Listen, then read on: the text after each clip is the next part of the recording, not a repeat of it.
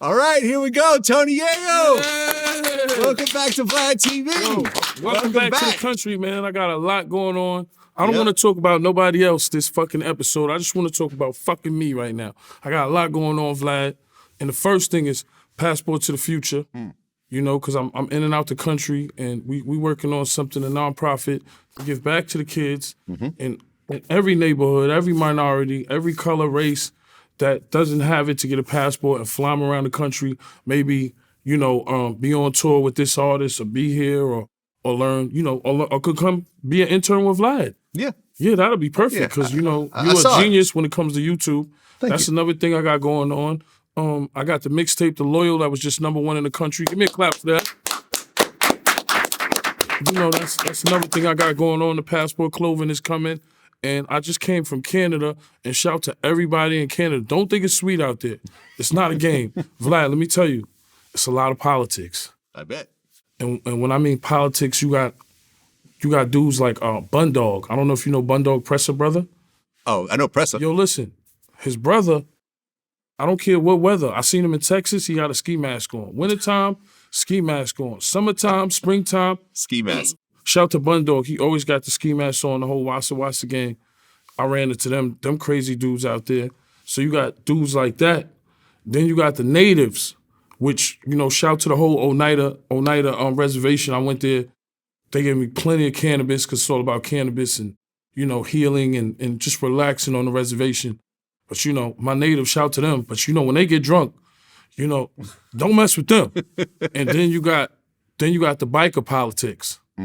Like you got Hell's Angels, Outlaws, Bloods, Crips. So like out there, it was definitely an experience, you know. Like we met some girls, we thought they was Caucasian. They was Native, right? They was Six Nation. And they was talking about how they, you know, the girl on her phone had how she skinned a whole moose. Like skin it, like skin a whole moose and they eat the heart. Okay. So it was like even the Native women are tough in a sense too. So, you know, it was crazy out there. It was definitely shout out to the whole Canada, Montreal, Toronto, Saskatoon. And we drove through the Rocky Mountains. Like, I know the promoter, shout out to Peter Jackson. I know the promoter didn't want to tell me this, but some of these roads we could have died on, bro. I heard. I'm going to keep it real with you. Like, I swear to God, we could have died on. You know, like, we went through the Rocky Mountains and, like, we going through a storm and shout out to my man Strike. He's like, yo, I can't see. And you on a mountain, you looking down. We drove on Hell's Highway. What's the name of that highway? Kokanagan Highway. On TV, it's called a Hell's Highway. We drove up that. Yo, let me tell you, that was the scariest thing I had to deal with in life for a while. Like, because we used to buildings and taxis and shit, but they got mountains, they got moose, you know. We met this kid's side neck, like, shout to side neck, but his neck was messed up. I thought he got, like, shot up or something. He hit a moose. The moose was the size of his car. Damn. Thank God he came back to life. His friend, like, he got ejected from his car. His friend hit his chest. So every time I seen a moose sign, I thought a side neck. I'm like, yo, you got moose out there, deer. Like, yo, one false turn, it's over for you. But the nature part of it is crazy to see the mountains and the forests and the lakes. I drive by the Montreal River, the Rocky Mountains. You know, it's something that you will never see. So beautiful. Right. You know? You did like 20 cities, right? Yeah, did 22 cities, my own tour. Nice. You know, it's been a good year for me. God bless. You were, you know, selling out like the House of Blues and everything House of out Blues, there. Yeah, things like that. You know, I'm not doing any arenas, but you know, it's cool. I'm happy with, you know, what God blessed me with. Right. So I'm doing, you know, these clubs and stuff like that and having a good time. And to me, it's better than doing a big arena because I'm meeting, what's happening now with G-Unit is the parents are coming with the kids. So the kids' memory kind of start at that 8 years old period. So there was kids like that I'm meeting, you know, that's like, yo, my dad was playing you in the car at 8 years old. And so they're turning into fans. So when you go to Canada, appreciation and the love we had out there was amazing everywhere I went. It was super cold, you know, and it's super tough. And you know, don't think it's sweet. It's definitely not sweet out there. It's a lot of politics, like in certain towns you go to.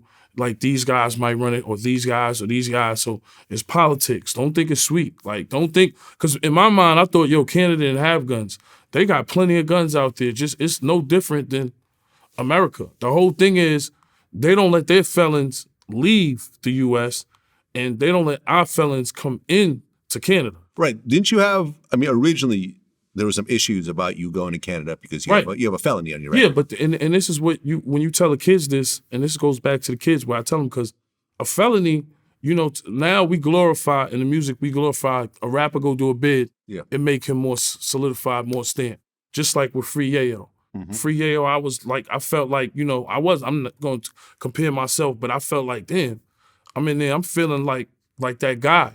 You know what I'm saying? Because I'm getting more street credibility because I went to the island. You know, Yayo real. Whole Free Yayo thing, shout out to Eminem and 50. I always show my love because they, you know, them guys and Dr. Dre, they made us who we was. Like I said, 50 didn't have to drop that second album, Beg for Mercy. He could have dropped his second album solo, but he did that. So I'm always gonna respect him for that.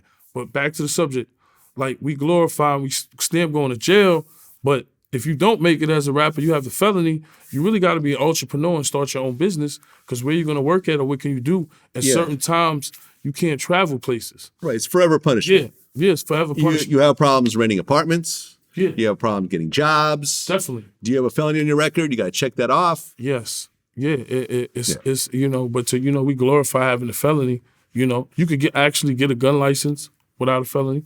You know, there's things you could do. Once you get a felony, you can't do a lot. You know, so I'm blessed that I thank Canada for even giving me a chance to come there. It's a beautiful country. You know, I'm Toronto, like I said, Montreal, Saskatoon, Edmonton, Vancouver, BC. BC was a little crazy though. You know, they just legalized cocaine, heroin, and fentanyl out there. Look it up. Wow. Look it up. So you can legally sniff cocaine and shoot up heroin. Look it up. Decriminalizing people who use drugs in BC. Yep. Yeah, it's up to what? 2 point. Yeah, 2.5 decriminalizing. Yeah, grams. January 31st. Yeah, we was in BC. Shout out to BC. All right. So they legalized cocaine, fentanyl, and heroin. Right? It's crazy. That's crazy. That's crazy.